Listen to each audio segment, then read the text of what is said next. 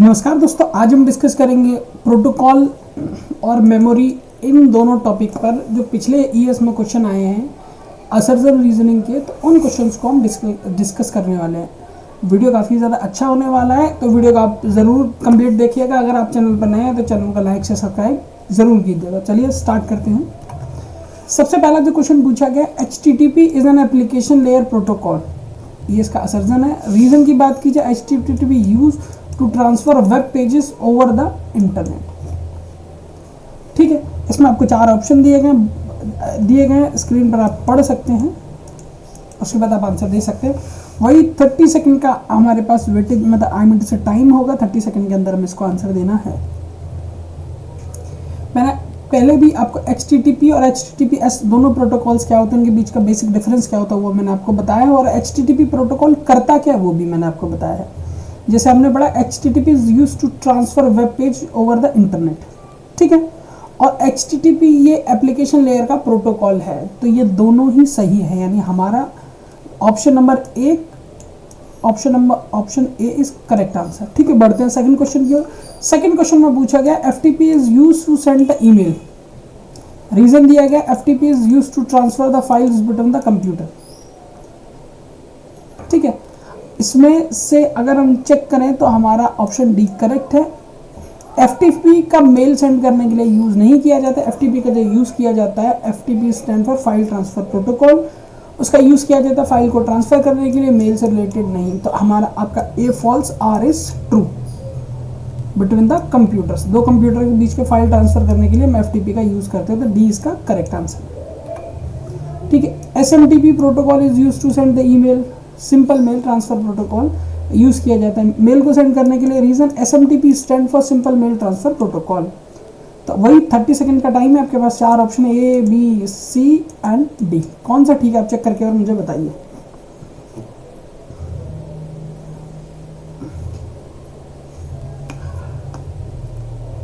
Correct, both option आपके true है, but are correct explanation नहीं है ए का। ठीक है, क्योंकि SMTP प्रोटोकॉल यूज़ किया जाता है ईमेल सेंड करने के लिए, ये जेन्युइन बात है, पर इसमें हमें एक अलग रीज़न देना चाहिए था। इसमें रीज़न की जगह फुल फॉर्म दे दी गई है, तो इसका करेक्ट आंसर नहीं है, बी हमारा करेक्ट आंसर है। ठीक है, बढ़ते हैं नेक्स्ट क्वेश्चन की ओर। नेक्स्ट क्वेश्चन में पूछा गया, POP is use for receive the mail. Post office protocol का यूज़ किया जाता है मेल को रिसीव करने के लिए। फिर लिखा POP download email from the server to the device. ठीक है, क्वेश्चन नंबर 4, इसका आंसर है आपका ए। जो पोस्ट ऑफिस प्रोटोकॉल होती है उसका यूज़ किया जाता है मेल को रिसीव करने के लिए, और POP पोस्ट ऑफिस प्रोटोकॉल होती है डाउनलोड, उसका यूज़ होता है ईमेल को डाउनलोड करने के लिए सर्वर से डिवाइस में। ठीक है, 2 तरीके से ये मेल रीड आउट होते हैं। पहला, आप अपने फ़ोन में, जब तक आपके पास इंटरनेट नहीं होगा तब तक कोई मेल आएगा नहीं, और अब डेस्कटॉप में अलग तरीका होता है मेल को रिसीव करने का, और लैपटॉप में अलग होता है। ये जो अभी हम पढ़ रहे हैं वो डेस्कटॉप का है, जिसमें हम यूज़ करते हैं पोस्ट ऑफिस प्रोटोकॉल यानी POP। अभी लेटेस्ट वर्जन यूज़ करते हैं POP3, जो काफ़ी ज़्यादा इफेक्टिव है। ऑप्शन ए इसका करेक्ट आंसर है। बढ़ते हैं सेकंड क्वेश्चन, 5th क्वेश्चन की ओर। उसमें पूछा गया, TCM ensure the reliable data transmission. Reason, TCP check data packets for error. Check करिए कौन सा इसका करेक्ट आंसर है। TCP stand for transmission control protocol, याद रखिएगा। ठीक है, ऑप्शन ए इसका करेक्ट आंसर है। ये दोनों जो ऑप्शन है, TCP ensure reliable data transmission, ये दोनों इसके करेक्ट आंसर, ये दोनों इसके करेक्ट आंसर हैं। ठीक है, बढ़ते हैं 6 question. IP protocol is reliable for addressing. Reason, ठीक है, असर्जन ये था, IP protocol responsible for the addressing.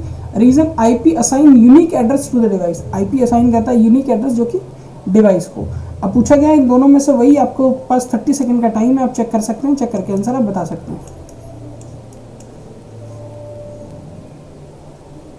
ठीक है, ए इसका करेक्ट आंसर है। बढ़ते हैं नेक्स्ट क्वेश्चन की ओर।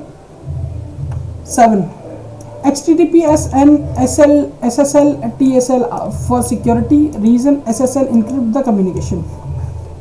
ठीक है, HTTP में S मैंने बताया था सिक्योर के लिए स्टैंड करता है, और SSL सिक्योर सेल एक प्रोटोकॉल होती है जो भी सिक्योरिटी के लिए होती है, यानी दोनों स्टेटमेंट आपके कंप्लीटली सही होने वाले हैं, तो आपका ए करेक्ट आंसर है। चलिए आगे बढ़ते हैं। जहां हमसे पूछा गया RAM is primary memory, RAM क्या है? एक प्राइमरी मेमोरी है। RAM directly communicate with the CPU. ठीक है, ये दोनों स्टेटमेंट आपके कंप्लीट करेक्ट हैं। तो बढ़ते हैं हम अगले क्वेश्चन की ओर। ठीक है, ROM is volatile memory. ROM retain data when power is off. ठीक है, हमने दो टर्म पढ़े हैं, रैम एंड रोम। ठीक है, अब दोनों का फुल फॉर्म आपको पता होगा, एक रीड ओनली मेमोरी, एक रैंडम एक्सेस मेमोरी। ठीक है, तब 30 सेकंड का टाइम है, आप आंसर चेक कीजिए और बताइए। जितने भी हमने ये असर्जन रीजन के क्वेश्चन पढ़ रहे हैं, इनमें से कोई भी क्वेश्चन ऐसा है जो आपको नहीं आ रहा तो डेफिनेटली आप कमेंट सेक्शन में कमेंट कर सकते हैं।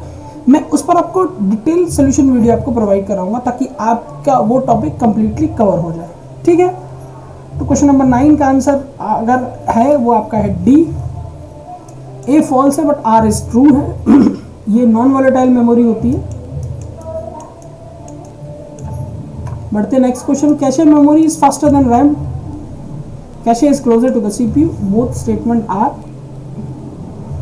करेक्ट और R is correct explanation of A.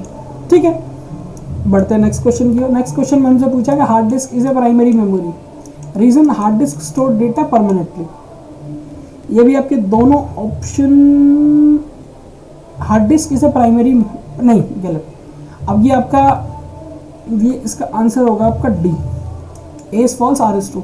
Hard disk को प्राइमरी मेमोरी नहीं है, हार्ड डिस्क सेकेंडरी मेमोरी होती है। जितने भी परमानेंटली डेटा स्टोरेज डिवाइस होती है वो सारी सेकेंडरी मेमोरी की कैटेगरी में आती है। ठीक है, इसका डी करेक्ट आंसर है। बढ़ते आगे। Secondary memory is slower than primary memory. ठीक है, reason it is use for the permanent storage. जो सेकेंडरी मेमोरी होती है वो प्राइमरी मेमोरी से स्लो होती है, ये फैक्ट वाली बात है। It is use for the permanent, इसका यूज किया जाता है परमानेंट स्टोरेज के लिए। ठीक है, तो ऑप्शन नंबर 12 का बी करेक्ट आंसर है। ठीक है, करेक्ट एक्सप्लेनेशन नहीं बट आंसर बी है। बढ़ते थर्ड क्वेश्चन की ओर, जहां पूछा गया RAM store temporary data, reason RAM is volatile in nature. Question number 30 second का टाइम है और 30 सेकंड्स का टाइम है, आप देखिए एक बार।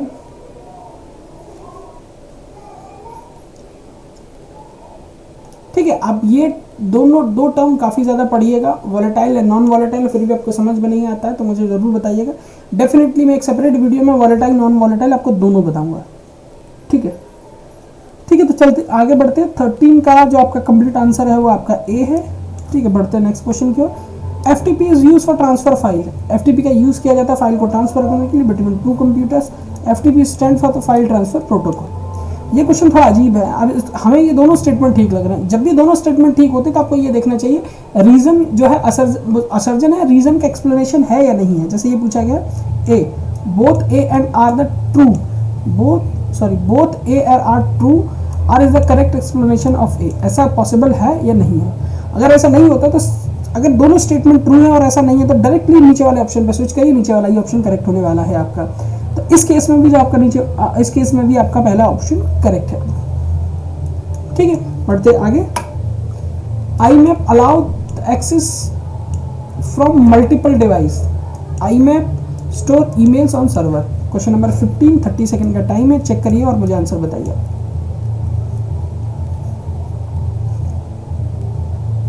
क्वेश्चन नंबर 15 ए इसका करेक्ट आंसर है। बढ़ते हैं क्वेश्चन नंबर 16 की ओर।